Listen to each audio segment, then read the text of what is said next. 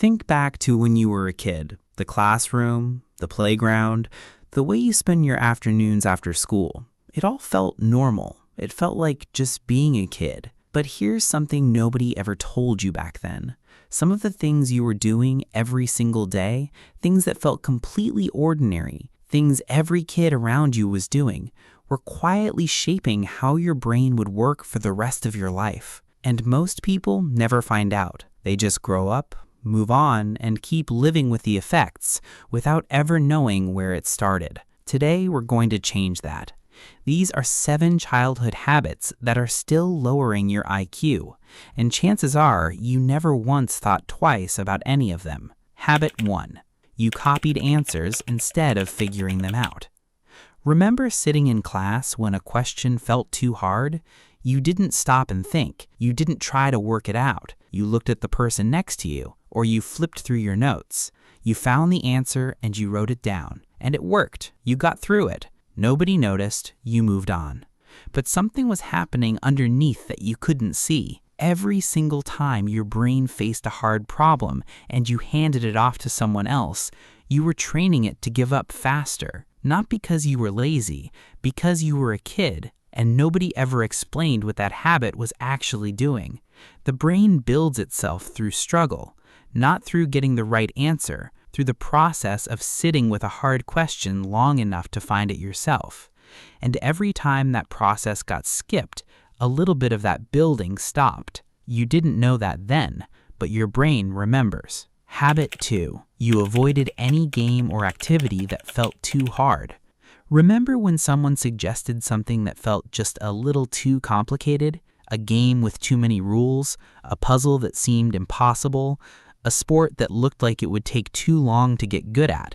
You didn't even try. You walked away before it started. Not because you were scared, because something in you said, this is going to feel bad, and feeling bad isn't worth it. And that decision felt smart at the time. Why waste energy on something that's going to frustrate you? But here's what was actually happening.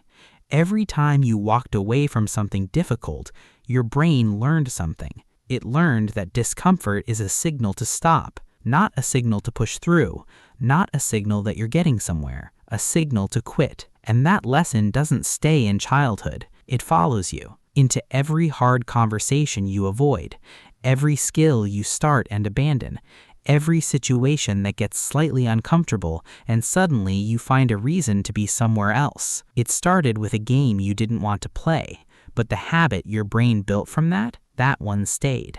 Habit 3. You only talked to people who thought like you. Remember how you had your group, the same kids, every day, same lunch table, same walk home, same conversations about the same things. It felt comfortable. It felt safe. And nobody ever told you there was anything wrong with it. But think about what was happening inside that circle. Nobody was challenging you. Nobody was saying something that didn't make sense to you. Nobody was showing you a way of thinking that felt completely foreign. And when your brain never meets a thought it doesn't understand, it stops building the pathways that help you understand new things. It gets comfortable with what it already knows. And comfortable is the slowest way to get stuck. The kids who were growing the fastest weren't the ones with the best grades.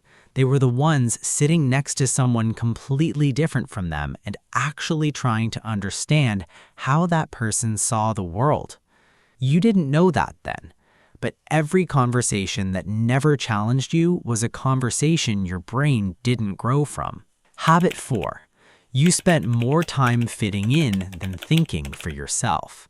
There was always a version of you that you showed at school, and then there was the version that existed when nobody was watching. The things you actually found interesting, the questions you thought were too weird to ask out loud, the opinions you kept to yourself because you weren't sure how they'd land. You learned early that fitting in was safer than standing out, so you got good at it. But every time you swapped your real thoughts for the ones that would make people like you, your brain lost a little bit of the habit of thinking for itself. Habit 5. You believed being cool mattered more than being curious. There was a certain kind of kid who asked too many questions, who got excited about things nobody else cared about, who stayed after class to talk to the teacher, and you watched what happened to that kid. So you made a choice, maybe not consciously, but you made it. Cool was safe, curious was risky, and slowly the questions you used to ask naturally started feeling embarrassing. That was the moment your brain started shrinking its own curiosity, not because you lost it, because you learned to hide it. And things you hide long enough eventually disappear. Habit 6. You got bored the moment something required real effort. The second something got hard, something else suddenly looked more interesting. Another game, another conversation, another distraction that was just easier to reach for. It didn't feel like giving up. It felt like moving on, but your brain was building a pattern. Effort equals discomfort. Discomfort equals leave. And that pattern gets faster every time you repeat it, until one day you don't even notice you're doing it anymore. Habit 7. You always waited for someone else to figure it out first. Why struggle when someone else would just show you the answer? Why try when you could watch and copy? It felt smart, efficient even. But your brain never got the chance to build the one thing that actually makes people sharp. The ability to sit with a problem, stay uncomfortable, and find the way out yourself. That ability doesn't come from watching others figure things out. It only comes from doing it yourself. And every time you waited, it got a little harder to start. None of these habits made you a bad kid. They made you a normal one. But normal isn't the same as sharp. Drop in the comments which one of these hit closest to home, and subscribe to Psychology Orbis.